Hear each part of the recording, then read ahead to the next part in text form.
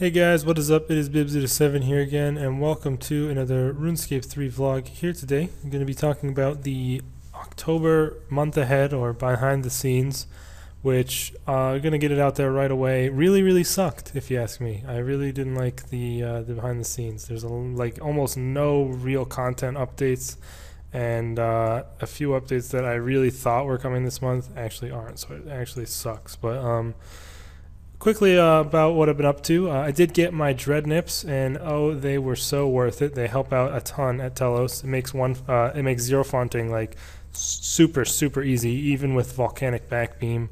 It's just wicked nice to have, and I'm really glad I went ahead and got them. It wasn't even too hard to get them.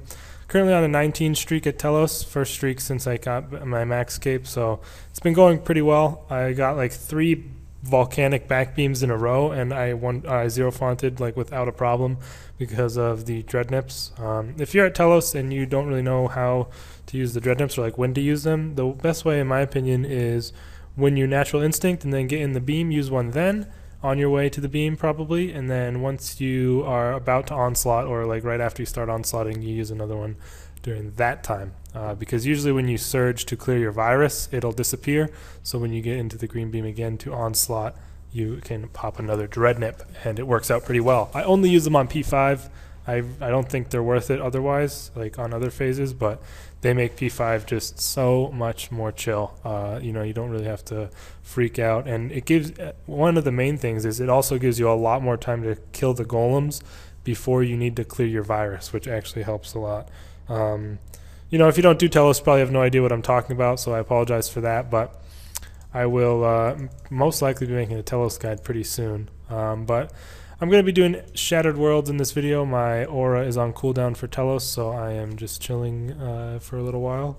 I'm currently at 33 million anima out of the 63 mil for the Bladed Dive ability, which I am going for at the moment, because I would like to get that for soloing Calfight King. I'd like to try that out, and I think it could be kind of fun, so I'm going to just be doing this, and yeah, talking about the behind the scenes in this video. So the first thing they talked about, which is something they announced at RuneFest and we already kind of knew about, was the Dimension of the Damned, which is basically like Walking Dead / Rust / Minecraft zombie mode gone RuneScape. So I'm not totally against it. It sounds pretty cool. I don't know, it's kind of going to be weird to see like how it all plays out. I don't know if there's PvP combat involved or not. I couldn't really tell. It seemed like there's not, but it also, like, there easily could be. I honestly have no idea. But it kind of more seemed like it was just the players versus the monsters rather than the players versus the monsters and each other. So that's just the way I saw it. I mean, if you guys think differently, let me know, but that's just what I believe is going to be the case. It's just going to be, people trying to survive longest against the zombies themselves. And the way it works is you basically are going to be in Falador as like the base area, I believe, and then you can like go out and get supplies. As far as I can tell, like it's going to be only in the free-to-play area, and I'm not sure if it's going to be available for free-to-play players, but it might possibly be. I'm not 100% sure. They didn't. They probably said, but I just didn't catch that part. So yeah, my bad on that, but. Yeah, I think it should definitely be pretty cool, and you're going to be on a maxed account, so even if you've got like friends who are like low level or kind of noobs, they can still do this and play with you because you get a maxed account for just logging in. Like on that server, all the accounts are going to be maxed, so that's nice that they're being more like inclusive with that kind of thing. But yeah, I mean, it's kind of hard to give an opinion on it so far. I'm pretty excited for it. I'm definitely going to give it a shot, and I will be making some videos on it. If it ends up being good, I'll definitely make a video at least when I first like log in, just to give my first impressions and all that. So I think it could be pretty fun. Let me know if you guys are going to play it. I'll definitely be looking out for anyone. If you guys want to leave your name in the comments, we can try and like team up or something. I don't really know how it's going to work exactly, but I am looking forward to it. Gotta kill this Gobi guy. I think he drops some anima. Yeah, oh my god. That's a few golden beams you got right there. That's kind of weird that happens, but yeah, I am definitely looking forward to the Dimension of the Damned, but the only problem is that's pretty much the only update this month. Like the only thing that's coming out is that. One thing, I mean, there's one other thing that's pretty important, but it just doesn't affect me at all, which is kind of the unfortunate thing. Well, it might actually affect me a little bit, because the prices of logs are probably going to go up as a result of this, especially like U logs, I would assume, but probably not too much. Fletching is actually becoming a free-to-play skill. A lot of free-to-play things are, or a lot of things are actually becoming free-to-play with this like big free-to-play update. They are they're making the east side of Varrock, like I think all the way the dig site all the way up to the Paterdomus Temple. They're making that free to play.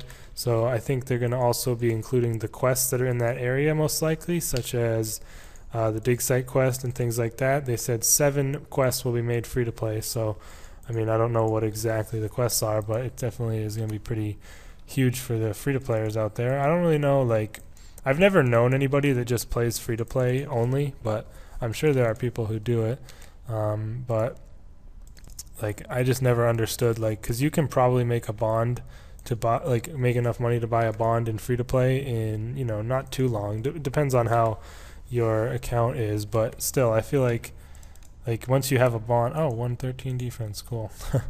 Once you have a bond, it's just like you can probably easily remake that bond in members worlds every 2 weeks if that's the way you wanted to truly go about it. So I'm not sure how too many people actually just only play free to play, but it's definitely good to have more content in free to play for the new people who are coming to play the game, especially with the mobile update coming out next year, I believe early next year. So that is definitely going to be an important, like the free to play experience is going to be more important than ever during that time. So I think it's good that they're laying the groundwork for it to be better early on, rather than having to do it later when people are already playing on the mobile devices. So it sounds really good. I'm just trying to read through. So a Soulsbane and Broken Home is going to be free to play. That's a good quest. Although unfortunately they're not going to be able to do the extra challenges, which are kind of fun. A Soulsbane, Dig Site, Rag and Bone Man. Dig Site and Rag and Bone Man will remain pay to play, so they're not making Dig Site free to play. That's weird. I feel like that would be like the number one quest that they should, if they're opening up that side of the area, that side of the map. But you know, whatever. I guess they can do whatever they want. But they're also going to allow free to play players to craft on offhand weapons, which I don't know why you weren't able to before. That seems like something they should have been able to do from the start. But hey, they're going to be able to do it now at the very least. And you're also going to be able to make black, green, like all the royal and like all the dragonhide boots, which will help out probably. 2 D&Ds are going to be made available. I'm not sure what they are. Also, they're going to make the Warriors Guild available for free-to-play players. So I assume that means they're going to be able to get defenders as well. So that's pretty cool. Just do the Cyclopses and stuff. They're also going to be able to go to Deep Wilderness and Chaos Elemental, which is pretty huge because I'm pretty sure there aren't any bosses in free-to-play unless KBD is free-to-play. I have no idea. And maybe Giant Mole is as well. I don't remember, sorry. I really don't know too much about the free-to-play side of the game, but it definitely sounds pretty huge, being able to go to the Deep Wilderness. And the Wilderness Agility will be available until level 5. Agility, like all other pay-to-play skills, are available till level 5, so that will be cool for people to maybe get a taste of just how shit Agility truly can be. That would be definitely important for them. Other than that, I think that is it for the free-to-play stuff. But it definitely sounds great. I think that it's great that they're doing this. Like I said, for when people come to the game from the mobile app, it's important to have a good free-to-play experience. So I'm not complaining too much about that update. So I would be fine with that being one of the weeks, no doubt. What the hell is this? Shield. Attack it? Okay. I don't know. I don't know what that is. But yeah, I definitely think it's 100%. It's important that they're doing this, and I'm not against it in any way. The only problem is, like, there's nothing else for the month. Like, the only update that we like pay to play players are really getting is the dimension of the damned or whatever. They're having the Halloween event. I mean, whatever. That's usually like holiday events usually don't take up an update week, as far as I can remember. But I don't know. I'm never really super interested in the holiday events. If you want to call that a full game update, then go right ahead. But I'm not going to. There's not really much to say. It's just going to be another event. Big deal. Not really looking forward to it or anything.